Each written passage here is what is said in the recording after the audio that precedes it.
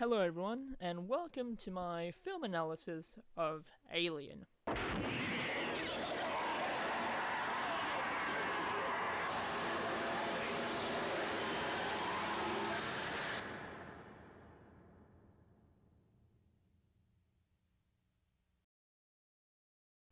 Alien was directed by Ridley Scott and was released in 1979.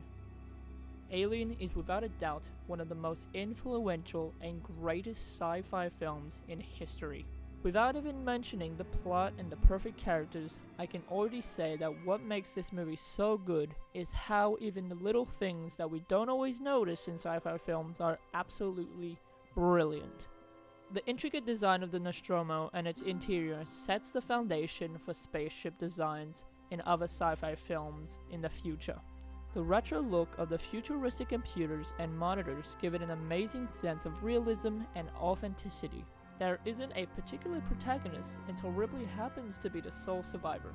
But before that point in the movie, they are all at the same level of social construct and personality. Still with us, Brett? Right. Yeah. Oh, I feel dead. Anybody ever tell you look dead, man? It has spawned many of the sci-fi films, and even to this day, it continues to influence hundreds of directors around the world in making their own Alien. But what you might not know is that Alien screenwriter Dan O'Bannon was heavily influenced by earlier sci-fi films during the writing of Alien. Those films include Invasion of the Body Snatchers and The Thing from Another World. This film in particular never precisely tells us when the film is set, but we can immediately tell from the first shot of the Nostromo that it's set in the distant future. The deep space towing vessel, the Nostromo, receives a strange signal from an unexplored planet. The crew members, Ripley, Kane, Dallas, Lambert, Parker, and Ash, are woken up from hypersleep by Mother to investigate. Arriving on the undiscovered planet, they find a crashed, derelict ship. The real trouble starts when they are inside the ship and find a dead alien pilot and thousands of alien eggs. Kane is attacked by a facehugger when he approaches too closely to one of the eggs. He is brought back to the Nostromo and all hell breaks loose from there. The themes of this film are quite clear and present two main themes: fear and sexuality. The themes are spread out, but the two main ones are the essentials of the film. The key to this theme lies in the alien itself and what it represents. H.R. Giger's design of the alien relies on the principles of sexuality. The alien isn't scary because of how it looks, but because of what it represents. The audience fears the alien on more of a subconscious level. The sexual violence of the creature is far more literal than we expect. The main purpose of the species is to biologically terraform worlds and be the sole remaining species in the entire galaxy. Their life cycle is completely dependent on violent acts of oral rape in order to fulfill their purpose. The facehugger sleeps inside an egg until it is woken up by the near presence of another life form. The facehugger will then force itself onto its victim's face, inserting this tube inside the victim's throat and forcibly impregnating the host. I would suggest it's feeding him oxygen. Paralyzes him, puts him in a coma. And keeps him alive. Now what the hell is that? This facehugger latches onto Kane when he gets too curious. He is then brought back on the ship and we fully see how this facehugger looks. This creature just looks like a big hand forcing itself onto Kane and never letting go until the impregnation stage is done. When Kane finally awakens, everyone in the crew, including him, think everything is better. But that is where everyone is wrong. Kane shortly after proceeds to be in complete and utter pain. The chestburster, Kane's unwanted child, forces his way out of Kane through his chest cavity. The scene mirrors a violent rape and the death of the host because of the birth of his child.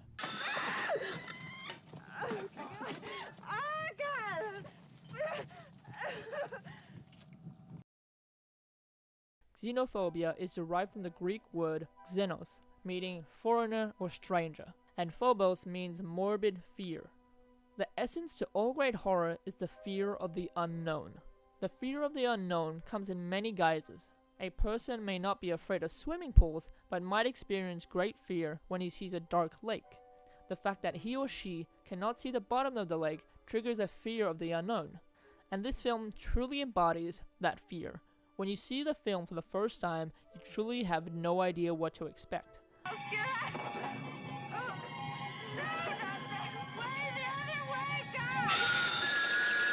There are some questions you will always ask yourself while you watch the film. Where did the crash ship come from? How did the alien pilot die? And how long has it been dead for?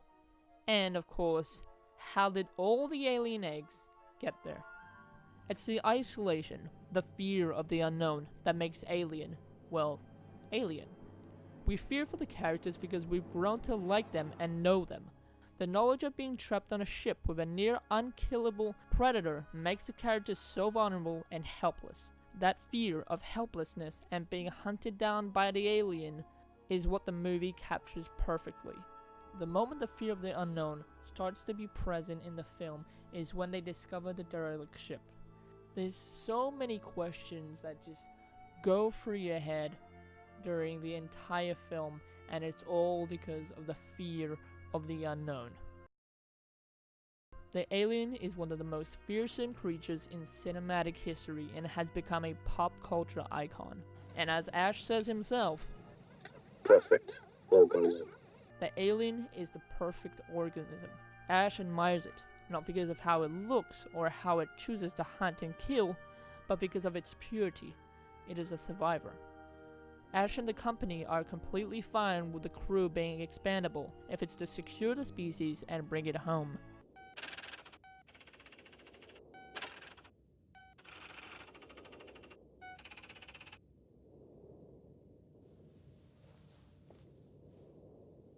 There is an explanation for this, you know. Ash becomes less and less human the closer he gets to having the alien. Don't touch it! Don't touch it! The more the humans try to stop the alien, the more he'll try to stop them. We can see that the company in the film represents corporate greed. The need and the desire for anything that might put them at a higher advantage over everyone else.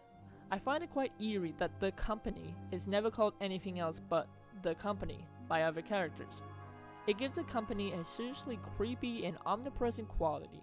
There's an odd parallel between the company and the alien. In a way, they are similar. But you know who else shares similarities with the alien? Mother does.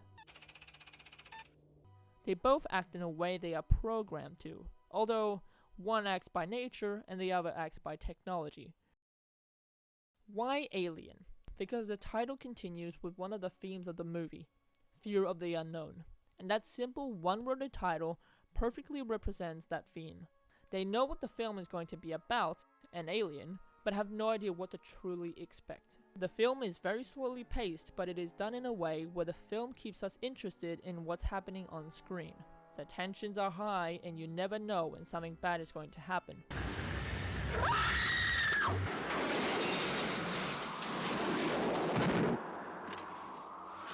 The film has this futuristic but eerie style to it that really engages the audience into wanting to find out more and more about what the alien is and where it's from. The characters are highly well developed and each actor share a good amount of screen time. I find it quite interesting in the film when Ash specifically says that the alien is a perfect organism, but in the end, Ripley is the sole survivor and manages to kill the alien. In a way, she herself has become the perfect organism. Ridley Scott's work on this film is astonishing. It's eerie, kind of creepy, but in a way it looked beautiful. The art direction is phenomenal, and the production design is something so original and yet so influential at the same time.